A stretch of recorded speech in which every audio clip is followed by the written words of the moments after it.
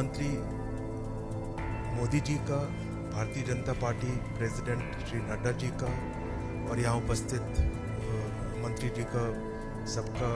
धन्यवाद देता हूँ। मैं बहुत भाग्यशाली रहा हूँ कि अपनी ज़िंदगी के 40 साल से ऊपर समय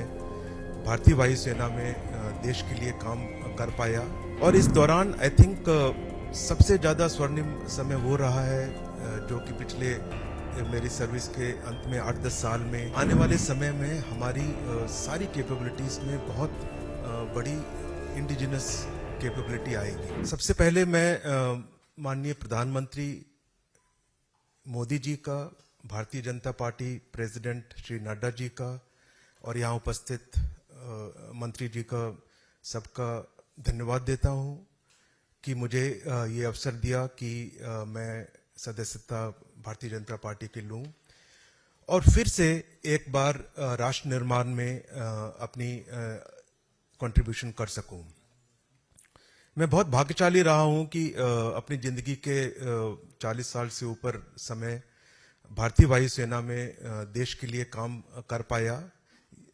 ये मेरे लिए एक बहुत बड़ा ऑनर था, प्रिविलेज थी और इस दौरान आई थिंक सबसे ज़्यादा स्वर्णिम समय वो रहा है जो कि पिछले मेरी सर्विस के अंत में 8-10 साल में जो इस गवर्नमेंट के पार्टी के नेतृत्व में जो कार्य और कठोर कदम उठाए गए भारतीय सेनाओं को सशक्त करने के लिए, आत्मनिर्भर करने के लिए, आधुनिकीकरण के लिए जो कदम उठाए गए उससे हमारी सेनाओं में एक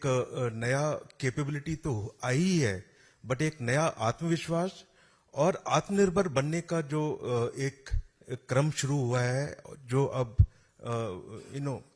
जमीनी धरातल पे ऑलरेडी उसके रिजल्ट्स दिखने शुरू हो गए हैं। उससे आने वाले समय में हमारी सारी कैपेबिलिटीज में बहुत बड़ी इंडिजिनस कैपेबिलिटी आएगी और इसके परिणाम सुरक्षा की दृष्टि से आने वाले समय में हमारे लिए बहुत जरूरी होंगे और विश्व स्तर पे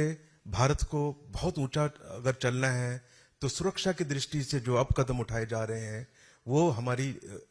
उस दूरदर्शिता की नींव रखेंगे।